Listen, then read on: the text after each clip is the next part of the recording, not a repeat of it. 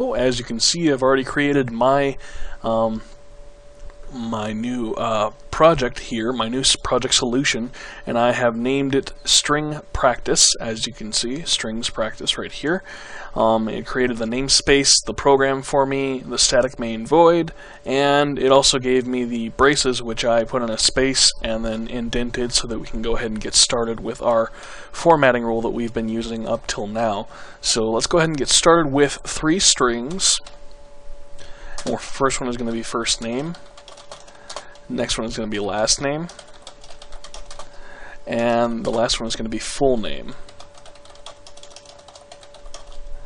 As you can probably guess right now, what we're going to do is we're going to have the user enter their first and their last name, and then we're going to concatenate them so that they become one string, and then we're going to return that name. And from there we'll go ahead and build on it so this becomes a pseudo-complex program by the time we're done with the next 3 tutorials. So let's go ahead and start with the console.writeLine. We're going to go, please enter your first name. Then we're going to go first name, as you can guess, equals console.readLine. And always remember to put your semicolons, and this should also, the semicolons should also be the #1 thing that you look for when you're debugging your program to see what you might have done wrong and what's causing the errors, because a lot of times people will just move on like this, especially myself, and will forget to put the semicolons there, and then it's bad news bears when you're trying to hunt through 50 to 250 lines of code trying to find that one little error when all you were really missing was a semicolon. So let's go ahead and do another console here real quick. WriteLine again. I'm going to go, please enter your last name. Now, for those of you who have gone through my Java programming series, we will not be implementing error handling like we were doing at the very end until later on in this series. I think it's going to be around tutorial number 12. That may be subject to change, but the reason why is because for those of the people who have not seen the Java programming series, I'm actually trying to build you up so that you don't get overwhelmed with everything and feel like you're missing out on something because you didn't see my other series. So again, we're doing console.readLine. And of course, IntelliSense comes up once you type in the first few letters, and you can automatically have it choose what you want from that list, or you can just put the console dot and it'll give you all of the options that go with console and you can hunt it down. But of course, either typing it in fully by yourself or typing in the first couple letters so that it narrows it down and you can hunt down the rest from there are the 2 fastest ways to do it that don't consume too much time. And now the last thing we're going to do is we're going to do a full name equals string with a capital S. Notice how this one has a capital S and these are, one second, my bad, stupid IntelliSense, concat.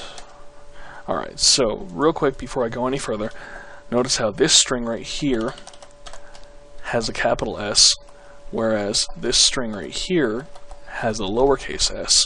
That is because lowercase s strings are variables, whereas an uppercase S is calling a library called string within the system library.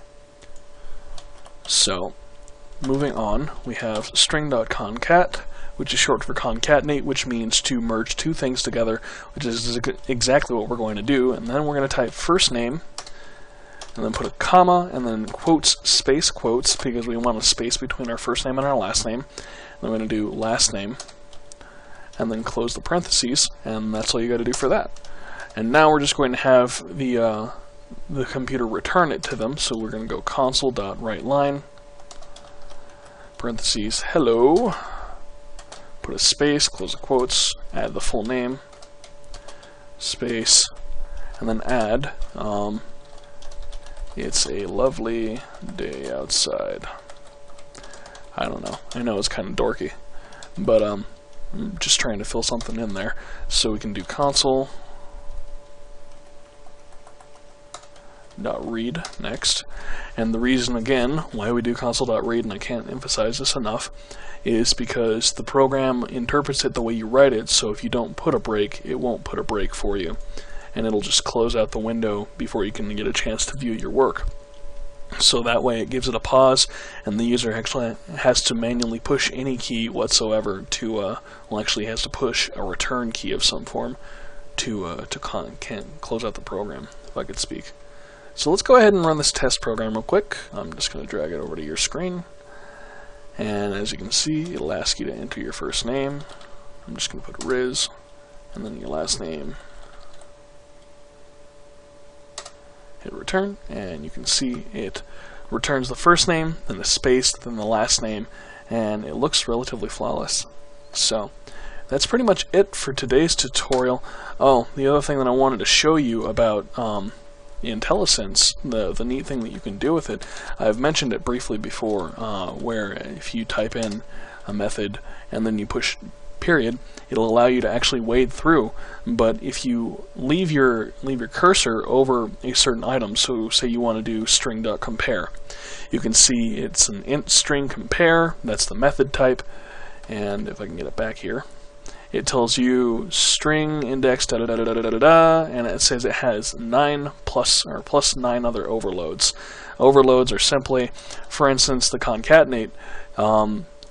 The regular concatenate would be just 2 variables, but I went to a separate overload, overload number 2, by adding a third variable. And if you actually you start entering the information on that, you can wade through all the different overload methods. So you can see concatenate overload 1 is just an object with an argument.